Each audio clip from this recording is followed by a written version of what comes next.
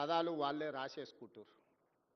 చేసిన తప్పులకు పోలీసులు నోటీసులు ఇస్తే తెలంగాణ జాతిపితకు నోటీసు ఇవ్వడం అంటే మొత్తం తెలంగాణ సమాజానికే నోటీసు ఇచ్చినట్టు అంటారు. ఒక ఉద్యమకారుడిని ఈ రకంగా మీరు అవమానిస్తారా అంటారు. నిజంగానే తెలంగాణ జాతిపితనే అయితే ఆనాటి జాతిపిత దేనికే ఆదర్శంగా నిలబడ్డాడు? ఏదైనా పదవి తీసుకున్నాడా? పోని కుటుంబం కోసం ఏదైనా అడిగిండా? 30 సంవత్సరాలు బ్రిటిషర్స్ మీద కొట్లాడితే కట్టె ఎత్తడానికి కూడా ధైర్యం చాలలే. కానీ స్వతంత్రం వచ్చిన మొదటి సంవత్సరంలోనే కొంతమంది దుర్మార్గుల తుపాకీ తూటాలకు నేల కొరిగిన ఆనాటి జాతిపిత.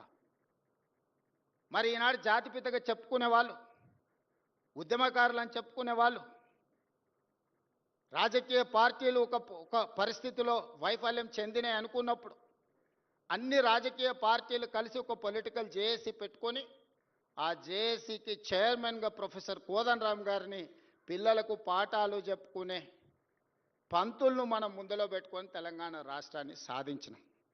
వారు ఉద్యమకారుడు కాదా? ఉద్యమాన్ని నడపలేదా? రాజకీయ పార్టీలను అన్నిటిని ఒక తాటి మీదకి తీసుకురాలేదా? కుల సంఘాలను, మత సంఘాలను, చివరికి బిచ్చగాళ్ళ సంఘాన్ని కూడా ఏకం చేయగలిగిన శక్తి, రిక్షా దొక్కుకునే సంఘాలను కూడా ఏకం చేయగలిగిన శక్తి ప్రొఫెసర్ కోదండరామ్ గారు ఆ రోజు బాధ్యత నిర్వహించలేదా? ఇదే రావి నారాయణ రెడ్డి ఇదే హాల్లో అన్ని రాజకీయ పక్షాల సమావేశాన్ని ఏర్పాటు చేసి జానారెడ్డి గారి ఇంటికాడ నుంచి నాకు తెలిసినంతవరకు ఇక్కడికే వచ్చి ఆనాడు తెలంగాణకు అనుకూలము కాదు, ఆ తెలంగాణకు వ్యతిరేకం కాదు, ఆర్ఎస్యు నుంచి ఆర్ఎస్ఎస్ వరకు, కమ్యూనిస్టుల నుంచి కాంగ్రెస్ వరకు ఏకం చేసి తెలంగాణ ఉద్యమాన్ని ముందుకు నడిపించిన ప్రొఫెసర్ కోదండరామ్ గారు ఉద్యమకారుడు కాదా? మరి అలాంటి ఉద్యమకారుడైన కోదండరామ్ గారి ఇంటి తలుపులు బద్దలు కొట్టించి పోలీసులతో ఈడ్చుకపోయేటంత నేరం కోదండరామ్ గారు ఏం చేసిండ్రో మీరు అధికారంలో ఉన్నప్పుడు ఉద్యమకారులకు జరిగిన అవమానం మీరు అప్పుడే మర్చిపోయినరా? మీరు చేసిన అవమానం అని నేను వారిని అడుగుతున్నా. నిన్నెవరు తలుపులు బద్దలు కొట్టలేదే, నిన్నెవరు ఈడ్చుకొని రాలేదే. చేసిన తప్పులకు మీకు నోటీస్ ఇచ్చారు, సార్ మీరు రాండి అని. లేదు నా వయసు కొంచెం ఎక్కువ ఉంది, మీరే వచ్చి తీసుకురండి అంటే, సరే సార్ మీరు అధికారిక నివాసం ఉంది కదా మీరు అక్కడ ఉంటూ వస్తామంటే, లేదు లేదు లేదు నేను ఎక్కడనో ఫామ్ హౌస్లు ఉంటే ఎక్కడ ఉంటే అక్కడ బాత్రూమ్లు ఉంటే బాత్రూంలోకి వచ్చి రాసుకోండి అంటే, ఇదెక్కడి జాతిపిత విధానము? ఇదెక్కడి ఉద్యమకారుల విధానము? రావి నారాయణ రెడ్డి గారి కుటుంబము 500 ఎకరాల భూమిని కోల్పోయినారు. ప్రపంచంలో ఎక్కడైనా స్వేచ్ఛ కోసము, ప్రజల యొక్క హక్కుల కోసం కొట్లాడిన వాళ్ళు, చెగువీరా నుంచి మొదలు పెడితే రావి నారాయణ రెడ్డి వరకు ఎవరినైనా చూడండి, సర్వం కోల్పోయినారు. సర్వం కోల్పోయినారు. నేల కొరిగిన వాళ్ళు వేలాది మంది ఉన్నారు. ఆస్తులు అంతస్తులను సర్వం త్యాగం చేసినారు. కుటుంబానికి నిల్వ నీడ లేకుండా ఉన్నదంతా ప్రజలకు పంచిచ్చిన వాళ్ళను ఉద్యమకారులు అన్నారు, జాతిపితలు అన్నారు. ఆ విధంగా ఈనాడు రావి నారాయణ రెడ్డి గారి కుటుంబం 100 ఎకరాల భూములను పంచితే ఉన్న పదవులను పార్లమెంట్ సభ్యుడిగా దేశంలోనే అత్యధిక మెజారిటీతో గెలిచిన రావి నారాయణ రెడ్డి గారు ఎంపీగా, ఎమ్మెల్యేగా పనిచేసి నాకు పదవులు వద్దు అని తృణప్రాయంగా భావించే ప్రజాక్షేత్రంలో ప్రజలకు ఆదర్శంగా నిలబడితే వారిని ఏమనాలి? వచ్చిన తెలంగాణ రాష్ట్రంలో పదవులన్నీ మీరే తీసుకుంటారు.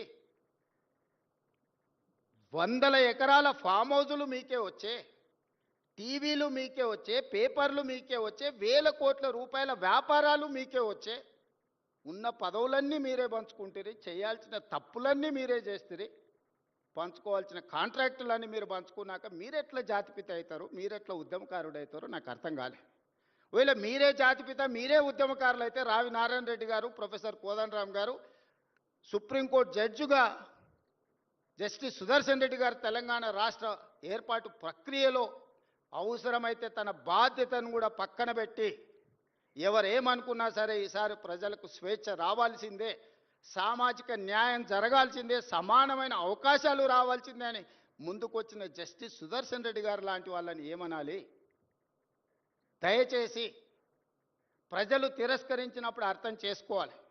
ప్రజాక్షేత్రంలో మీరే స్వయంగా ఎమ్మెల్యేకి ఓడిపోయినప్పుడు, పార్లమెంటు ఎన్నికల్లో మీకు ప్రజలు ఒక్క సీటు కూడా ఇవ్వలేదన్నప్పుడు, ప్రజల తిరస్కరణకు మీరు గురైనరు.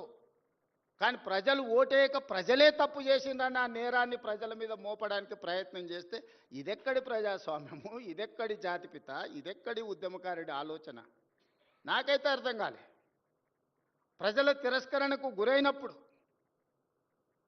ప్రజాస్వామిక విలువలను గౌరవించే వాళ్ళు ఎవరైనా ఉంటే నేను చేయగలిగిన ప్రయత్నం చేసినా ఇప్పుడు ప్రజలు తిరస్కరించారు కాబట్టి హుందాగా ప్రజాక్షేత్రంలో నుంచి నేను తప్పుకుంటున్నా అని ముందుకొచ్చి ప్రకటిస్తే కొంతైనా మీ గౌరవం నిలబడుతుంది.